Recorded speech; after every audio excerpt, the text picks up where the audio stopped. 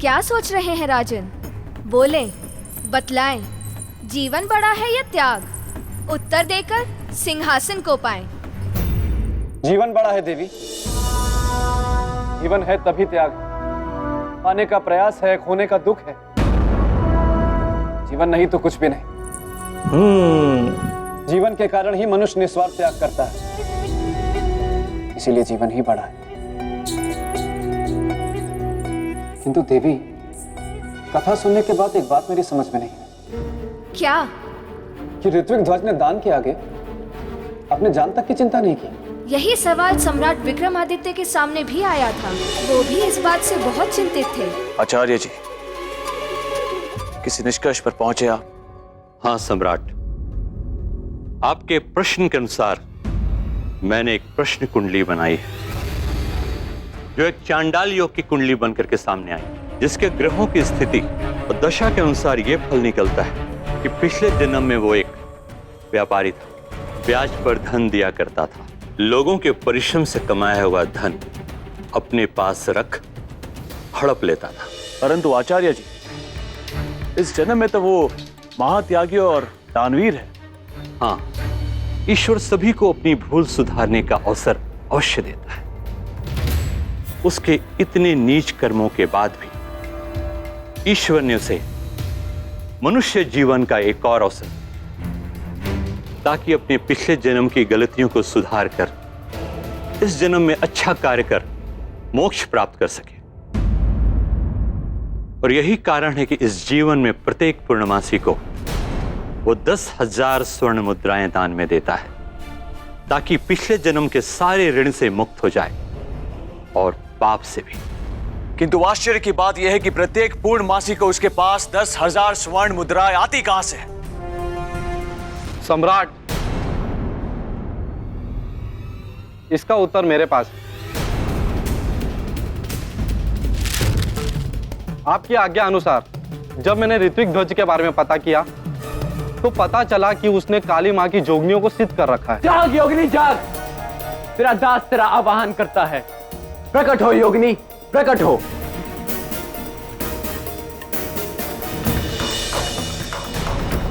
और वही जोगनियां उसे भयंकर यातनाओं के बदले प्रत्येक पूर्णिमासी को हजारों स्वर्ण मुद्राएं देती है। प्रकट हो देवी, प्रकट हो, प्रकट हो देवी, प्रकट हो। जिसे वो जन कल्याण के लिए लोगों में दान कर देता है। और उनकी मृत्यु का कारण क्या है सेनापति जी? वही जोगनियों की यातना। नहीं, ऐसा नहीं हो सकता। हम ऋत्विक ध्वज की मृत्यु नहीं होने देंगे। यदि ऐसा हो गया तो इससे न केवल उनका प्रायश्चित अधूरा रह जाएगा, बल्कि उनके दान के द्वारा हो रहा लोगों का कल्याण भी रुक जाएगा।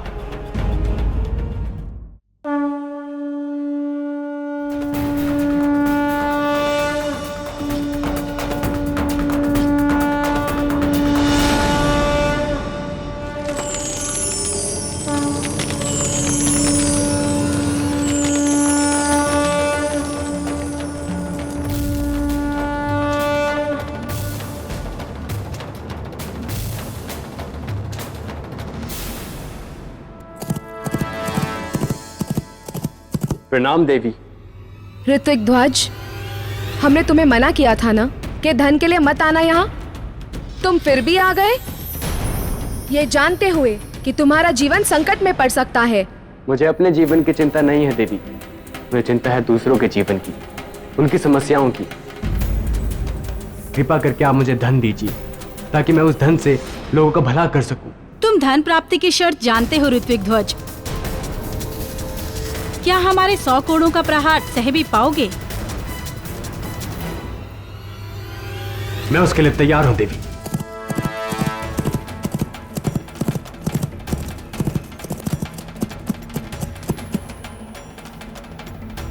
ऐसा लगता है कि वो खंडर यहीं कहीं आसपास है।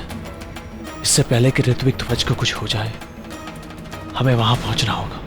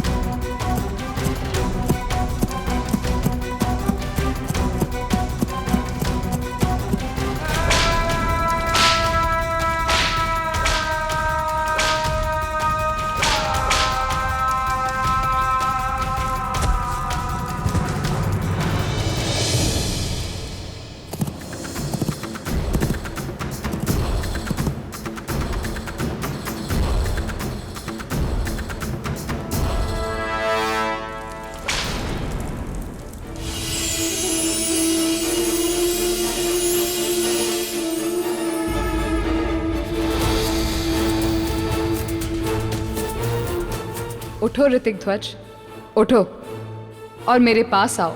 स्वर्ण मुद्राओं की पोटली लो।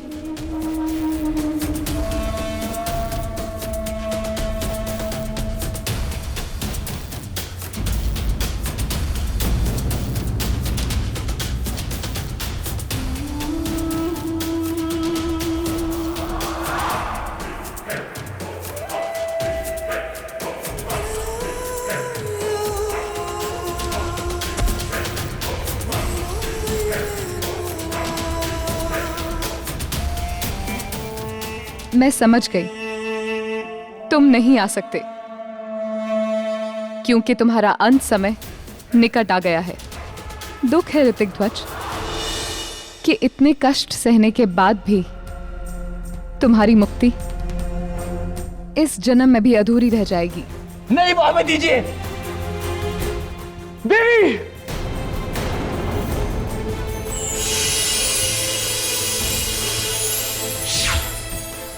नहीं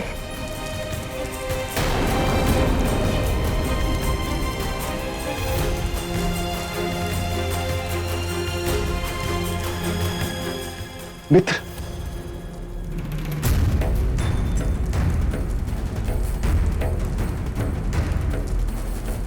मित्र, मित्र चिंता मत करो, हम आ गए। मित्र आपको मुक्ति अवश्य मिलेगी, आपका प्रायश्चित अधूरा नहीं रहेगा।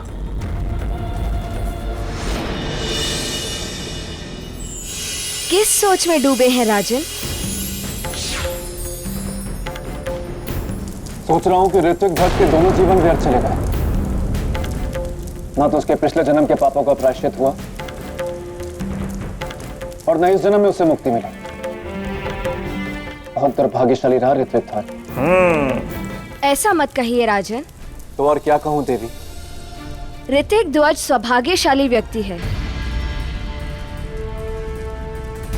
जिन्हें चक्रवर्ती सम्राट विक्रमादित्य जैसा मित्र मिला। अब उनकी मुक्ति में कोई बाधा सामने नहीं आएगी। सम्राट स्वयं उन्हें स्वर्ण देकर उनका कार्य पूरा कर देंगे। क्षमा करिएगा देवी, लेकिन ऐसा करने से ऋत्विक ध्वज को मुक्ति नहीं मिलेगी। क्यों? क्योंकि मुक्ति का मार्ग त्याग से होकर जाता है और असली त्याग वो कहलाता है जो अपने परिश्रम और कष्ट से कमाए हुए धन को लोगों में बांटा जाए। दूसरों से धन लेकर बांटना त्याग नहीं कहलाता देवी। बिल्कुल सही। देवी क्षमा कर दीजिए, देवी क्षमा कर दीजिए, देवी क्षमा कर दीजिए, देवी कृपया मुझे क्षमा कर दीजिए। देवी, इससे पहले कि मैं अपने मन में उठ रहे प्रश्न के बारे में आपसे पूछूं, यदि आप उचित समझें तो बेताल को आप सामान्य कर दें।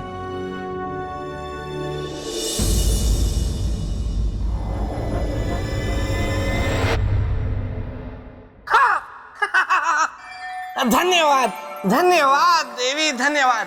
राजन, मैं आपसे बहुत प्रसन्न हुआ हूं और मुझे यह विश्वास हो गया कि उज्जैनी की प्रजा बहुत भाग्यवान है कि उन्हें आप जैसा राजा मिला। तो चलिए राजन, चलते हैं।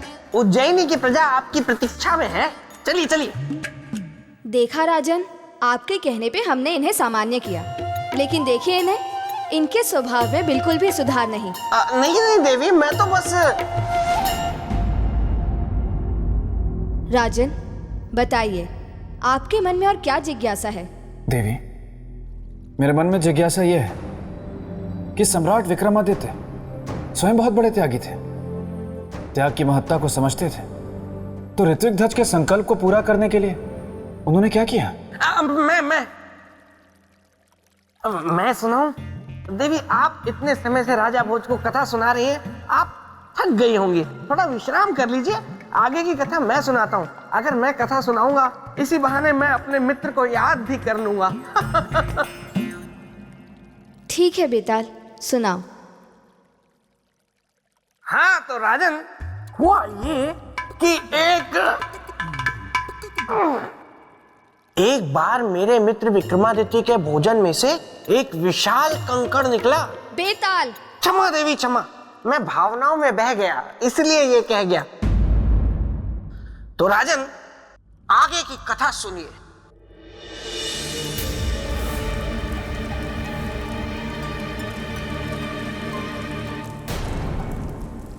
रुक जाओ।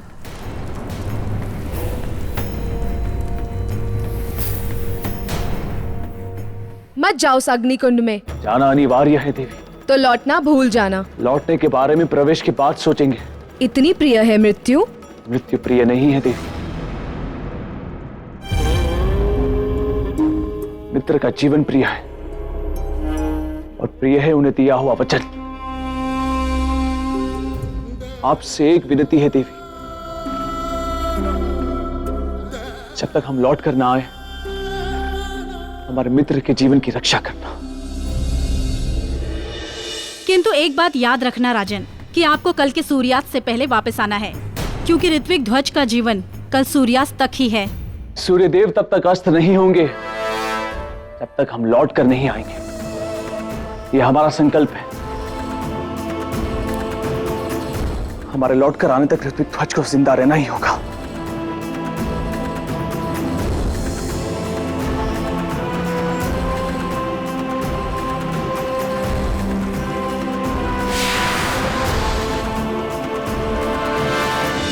बताइए राजन, क्या सम्राट विक्रमादित्य का अग्नि में कूदने का निर्णय सही था? बताइए राजन, क्या सम्राट विक्रमादित्य का अग्नि में कूदने का निर्णय सही था? देवी, उनका यह निर्णय बिल्कुल सही था। ये कहना बहुत आसान है राजन, क्योंकि समस्त संसार ये बात जानता है कि मेरा मित्र विक्रमादित्य कभी गलत निर्णय लेता ही नहीं था। लेकिन असल बात तो तब हो जब आप ये बता पाए कि उनका निर्णय सही क्यों था।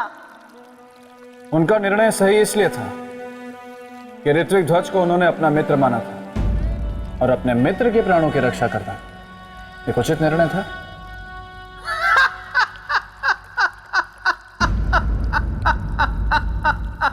क्या हुआ बेताल?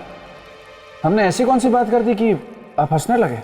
मैं हंस नहीं रहा हूं राजन, मैं रो रहा हूं। रो रहे हैं?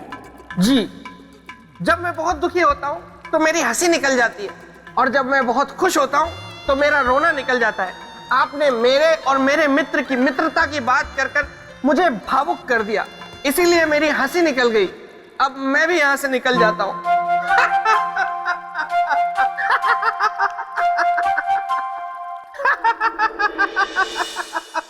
बताइए राजन, क्या सम्राट विक्रमादित्य का अग्नि में कूदने का निर्णय सही था या गलत?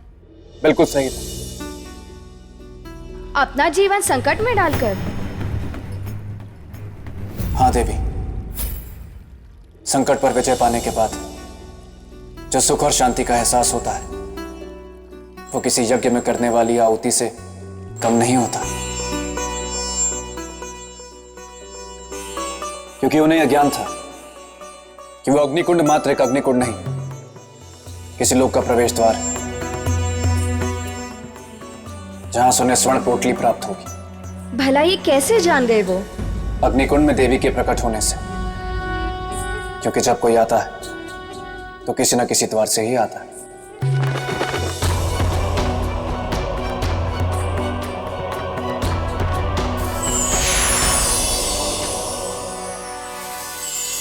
बिल्कुल ऐसा ही था।